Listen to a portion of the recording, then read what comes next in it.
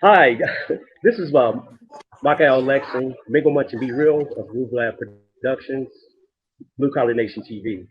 Tonight it is an honor that we have Asad Joseph Jorges from Gurgis. Now's Studio LLC, located in Tampa Bay, Florida.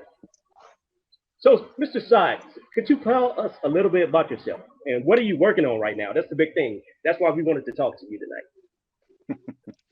First of all, I want to say thank you for having me on the show. For everyone who doesn't know, my name is Saad Joseph Gurgis, and I'm a filmmaker, producer, writer, director. I'm all basically jack of all trades and master of all, as they say. Not master of none, because you have to be master of a lot of things in order to be a jack of a lot of things. So, with that said, we're actually working on a few things. We're working on three major projects. One of them is one of our dear friend who passed away.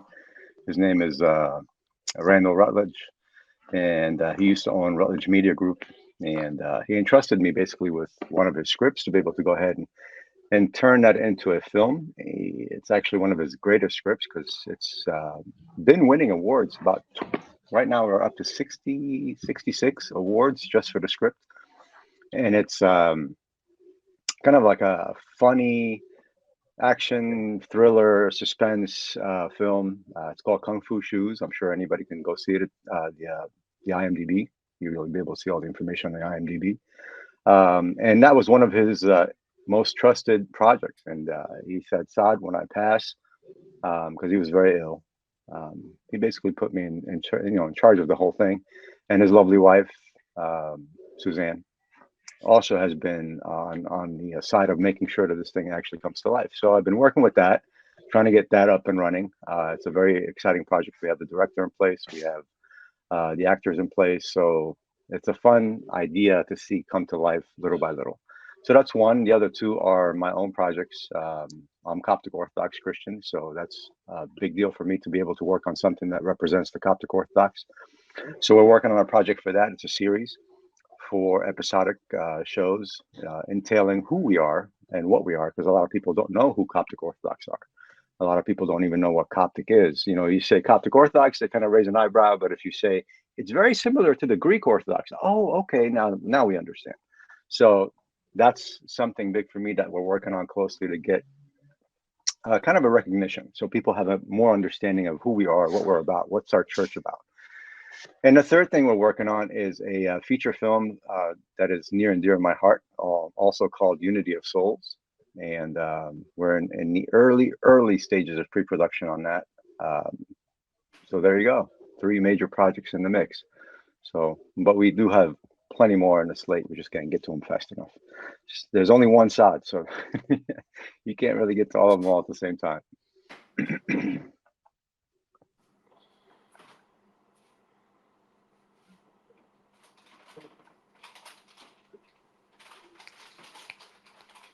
That's amazing. Yeah, Thank you. you're doing great work. Thank you.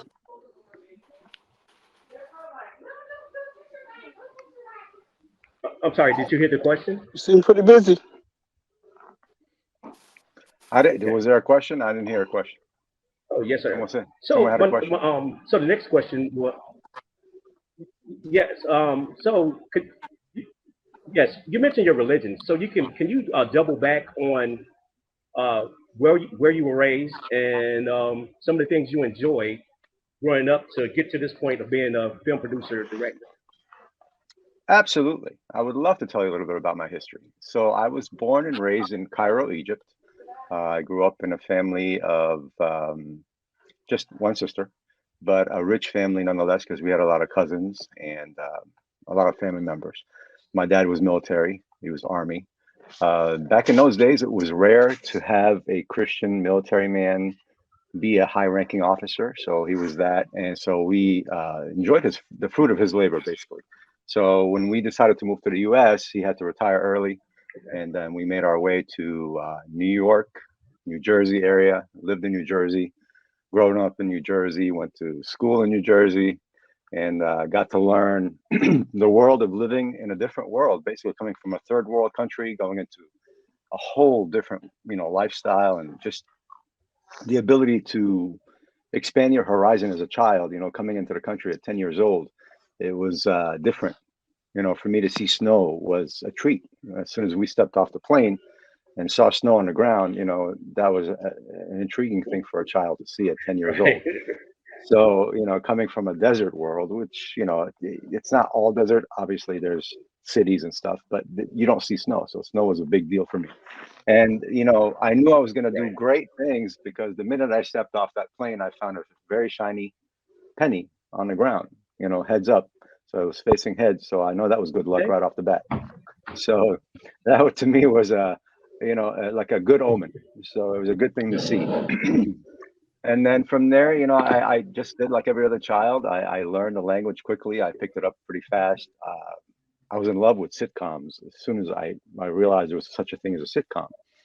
And I would watch them constantly. I watched every sitcom you can imagine coming home from school. I planted myself in front of TV because it was wholesome television. And I was just watching sitcoms.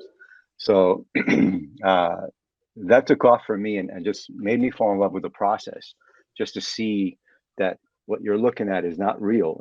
It's a facade, it's a stage, and there's Right. multiple cameras that are shooting that. And that whole idea of filming on a sound stage and taking that to the next step and making sure that these guys rehearsed. And I just delved deeper and deeper and deeper.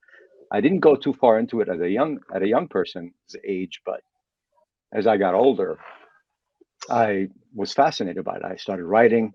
I wrote poetry.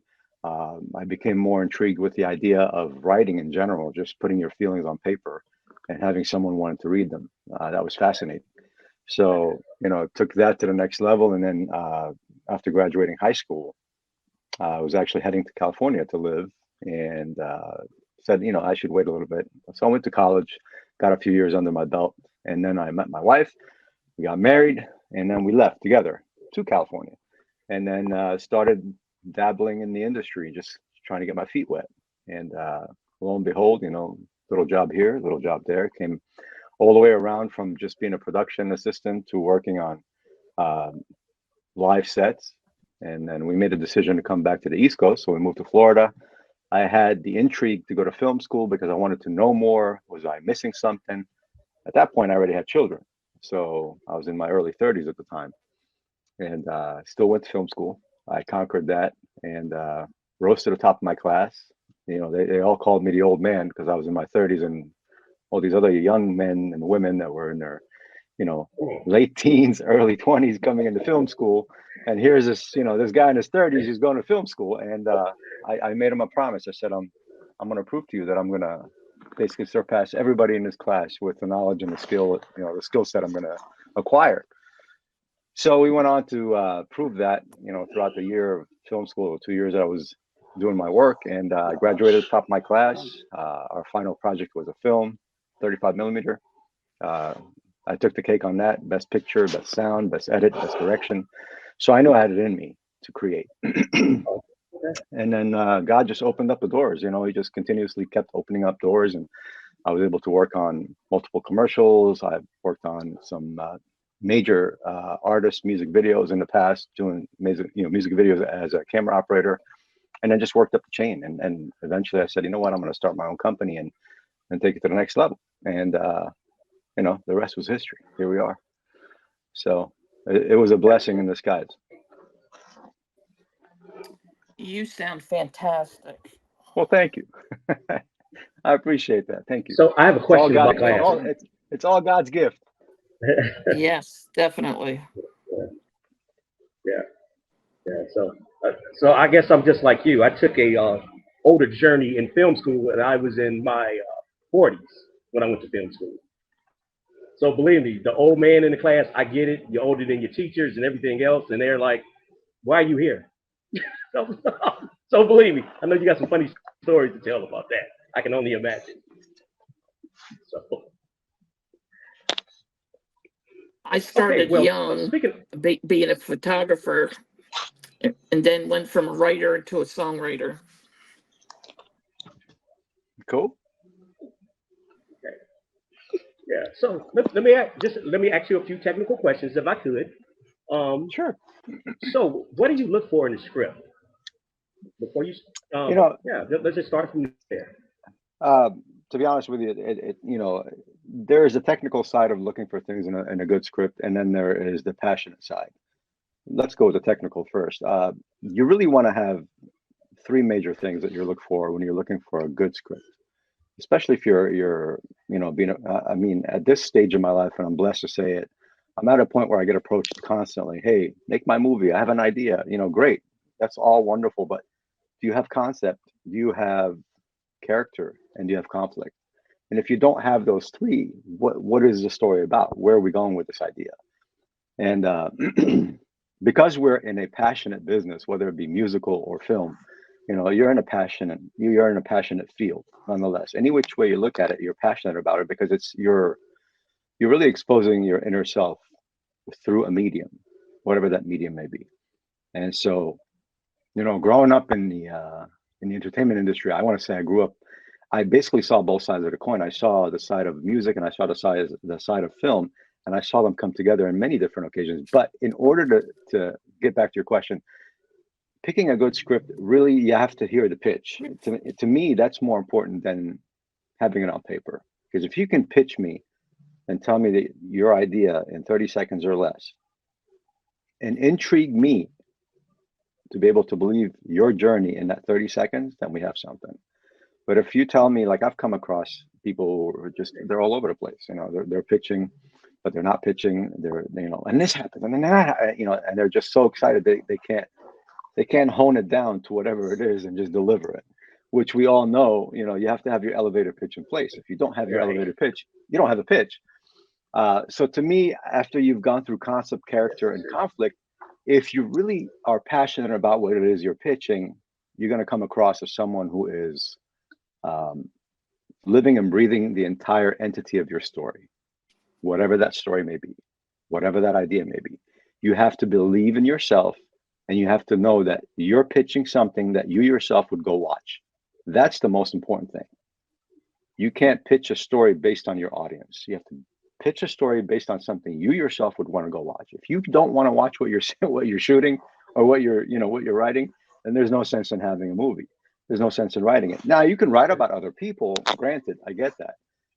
But you also want to be able to want to watch what you're writing about or what you're pitching to other people. That's key. That's huge for me. So I hope I answered your question. Definitely.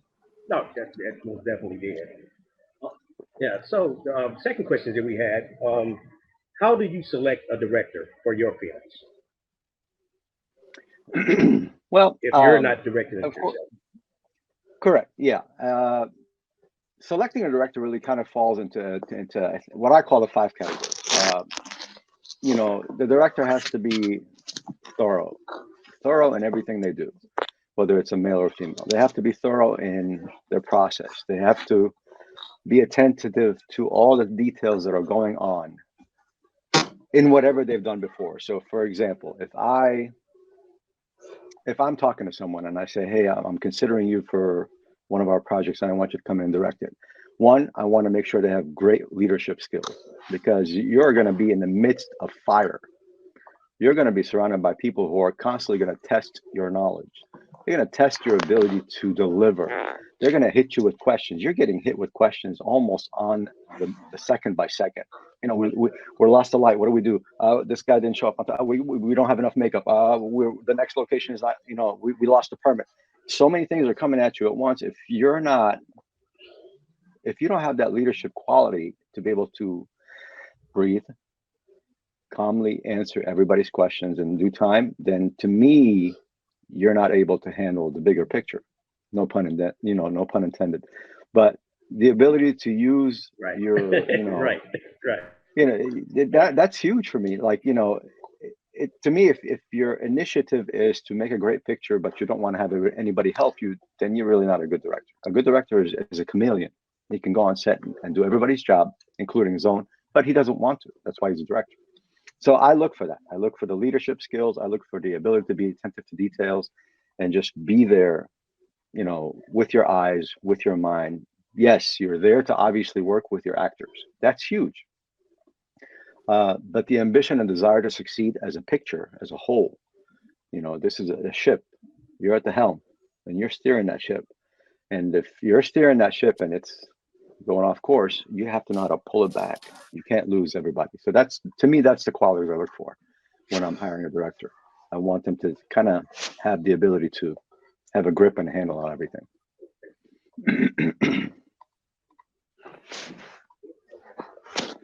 So my next question is, someone like me, I'm starting the project in January. I have a couple of people that's invested into the project, but my question for you is, what checks and balances do you have when you manage a budget? To be honest with you, as a filmmaker, I want to be able to understand and how to control basically the money that's coming in. And at the same time, I'm controlling the money while I'm making the film. So not everyone in your production is going to have the concern about how that money is being handled, or how that money is being, divvied up. So your line producer is important because they're going to watch your checks and balances. They're going to handle that for you. But it's not just their responsibility. It's also your responsibility as a producer or as someone in charge of the production. If you're a production manager, you kind of want to have that idea of consider taking control of the production money from the get-go. What does that mean? Having a shooting timeline, so your checks and balances are divvied up correctly. Pre-production is key to make sure that you have enough money according to your shot list, according to your storyboards, according to your locations. You sit down with your location scouts, you break that down. Checks and balances cannot be cornered into a simple ideal. It's actually on many different levels. As a budget point, you're kind of watching as a producer, you're watching how your money is divvied up. So your checks and balances may go to your line producer as, hey, you're in charge of paying pre-production people. And when you're done, report to me week by week so I know where we're at. And then at the same time, when you're ready to set up production, now that we're done with pre-production, I need to know what that looks like. I need to know if we're going to this location, how much is it going to cost us for that day? And I need you to give me the breakdown. And I need to know at the end of the day, did we go above or below? Are we far in advance of the schedule? Are we coming under budget? That's important. So at the end of the days in total, so if you're shooting for 28 days, you have a better idea for your financiers and your investors to know if you came in under budget and under time, and how do you prove that? So they want to see that. So your checks and balances are almost not a single entity, but they are divvied up into other entities that you're handling and you're giving to someone, and other people are kind of working your plan for your overall plan. So you're having meetings with them every morning. Hey, this is the budget for the day. We broke down the budget for the day. And when you know what your budget is for the day, it makes you feel better because you're more relaxed knowing that I am not going to go and buy, this actor a Starbucks and, McDonald's. And then in the evening, I'm going to get him a, Olive Garden and whatnot and Red Lobster because it's not in the budget. This is what you're going to eat. This is what's in the budget. I'll be more than happy if you want anything extra. We can discuss it for the next day. We can budget for it. But for today, this is what you're eating. And you do it with grace. You do it with care and grace, and you never want to embarrass anyone, especially if you have an A-lister you're working with or someone that's prominent in the industry. That's huge to keep that idea of checks and balances as a whole, but at the same time, it's divvied up throughout your daily. So that's important. Is that the bell for me going over time? Oh, that's on my end. No, absolutely not. No, you're doing fine. Wonderful. So just real fast, and we'll get you out of here. We know you're super busy. So during your film career, have you ever had a difficult conflict dealing on a movie set? What is your most difficult conflict that you ever had to deal with during your movie film career? Many times, like we were mentioning just a minute ago, many times if there is a conflict, first and foremost, I'm the type of person who have learned over time to, and it might sound corny, but what would Jesus do? How would God himself handle the situation? What would Jesus do? and you take that and you kind of roll with Right. that throughout your day. Right. I'm not one to curse on set. I'm not one to lose my temper on set. I've never lost a temper on set, and everyone who's worked with me will attest to that. Um, if you're going to handle a situation that is going to escalate, or the person in front of you is going to get irate, I pull them away from the situation, especially if we have our financiers on set watching, or if they're in the background. They're looking to you to see, are you going to snap? Are you going to lose your cool? Are we in good hands? So that's almost it's almost a talent, if you will. And if you know well how to behave in a situation that you cannot control immediately, withdraw the person and yourself from the situation, call time. If you lose an hour, that's okay. You can make it up later, but that's important. That takes precedent over everything else. So you have to control that situation. Have I had that situation? Many times. It's always been handled by the grace of God, with grace and with patience, a lot of understanding. Find out why that person is where they're at. There's a reason why they're there, whatever that may be, and you just kind of have to peel the onion, until you get to the core of the situation. What's bothering you? Why did you behave this way? Whether it be a technical guy, a lighting guy, the PA snapped. I've had a PA snap on set, throw the walkie-talkie and walk out. And I wanted to know why. Apparently, he was getting abused by other PAs. And this was his first time. So, being able to see beyond the position you're in, and being able to know that you were there at one point, and it's never, no one's above anyone. We're all there to make sure one thing gets done, which is to make a film, to make an episode, or to shoot a commercial, or music video, whatever the case may be. We're all there for the same goal, and that is to make sure that we get the job done, come in under time and under budget. If you can if you can conquer that with everybody on set, then you're doing great. So Right. Right. that's the Wow, long ideal. story about that one. Wow. Okay. So, in any of the movies that you made, or produced, have you ever had a project that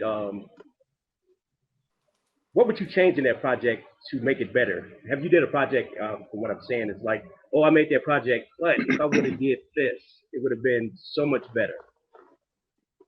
Yeah, as a matter of fact, we've come across situations, some that we could control and some that we weren't able to control. What does that mean? Basically, we shot something and we had high hopes for the actor that came in and did this, whatever it is, the project that we were working on. And they say in the industry, when you make a movie, you make it 3 different times. In the script is one movie. When you're shooting it, it's a whole different movie. And when you're editing it, it's a whole different film altogether.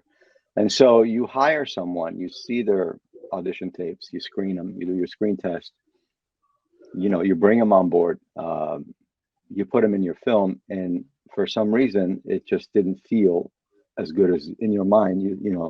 In the film in your head, you saw it one way, but the person that delivered it just didn't deliver it that way.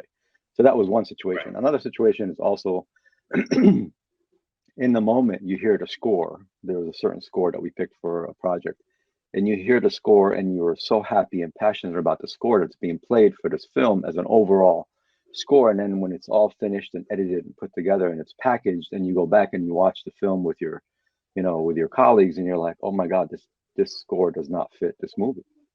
It just doesn't fit the idea. And there was once that we could control it, and there was an instance that we couldn't control it, and you just kind of have to roll with the punches and just take it for what it was. But knock on wood, and thankfully, by the grace of God, other than those couple of situations, it's been pretty solid, I have to say. So thank the Lord for that. That's fantastic. So speaking of Thank you. scores, and that's pretty much our forte with bass, crossfade, and Pamela. Um, how would you go about your director? Say you have these 3 young people coming at you, dealing in the music industry. How would they come to you, saying we want to be a part of this movie?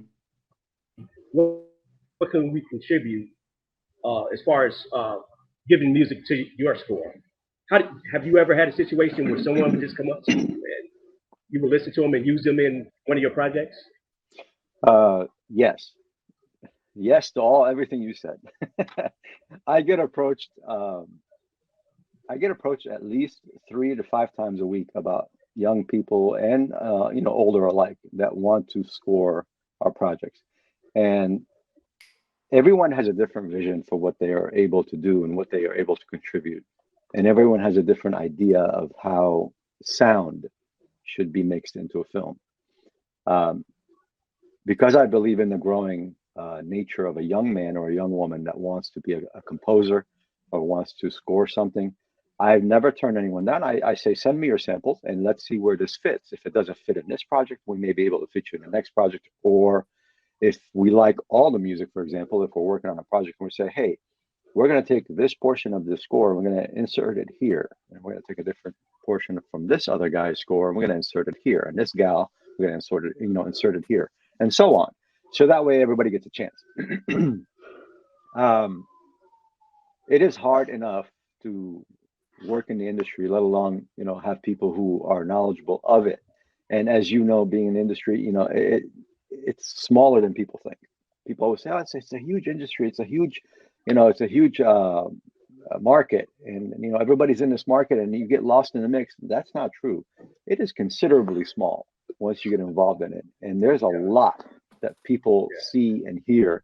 Just because it's not mentioned out loud, it doesn't mean that we don't know of it or know about it. So it is imperative that, or highly likely that if you're going to score something or if you're going to offer a score, don't give up hope just because you weren't picked for the first, second, or fifth project. But if you're good and your score is really good, it's going to find a home. If it's not my project, I'll recommend you to someone else. And we're all tied together in this industry. Everyone knows everyone. You know what I'm saying? Everybody has the ability to, hey, you know what? I heard this guy or I heard this girl and they're really good. And, their instruments or their instrumental is really strong in this genre. You might be considering them for your project. And we all talk, we all talk to each other. So we all know who's good at what. And that's really the gist of it. So that's my recommendation is don't give up hope, stay the course, keep creating. I mean, you can't stop creating. You have to continuously keep creating no matter what. And God will open a door. Do you ever use songs that somebody writes that is like a public service announcement, like for domestic violence or human trafficking or something like that? Give me an example. Um, I write a lot of, I'm not pitching myself, but I write a lot of public service announcements for like if somebody's had domestic violence or human trafficked or um something where if it's happened to somebody, they can relate to it. Are you talking about like you're putting it out as a voiceover for something, like coming off of a radio or something like that? No, it's a song, but Okay. it talks about what happens to them during that period of time when the song is going on, that they had domestic violence happen to them and Oh, okay. human So traffic a and all time that. period through song, basically. So it's like Yes. okay. We haven't used it, but I'm sure if, the opportunity presents itself, we'll be asking if there's something that you have. Send me a sample. You never know.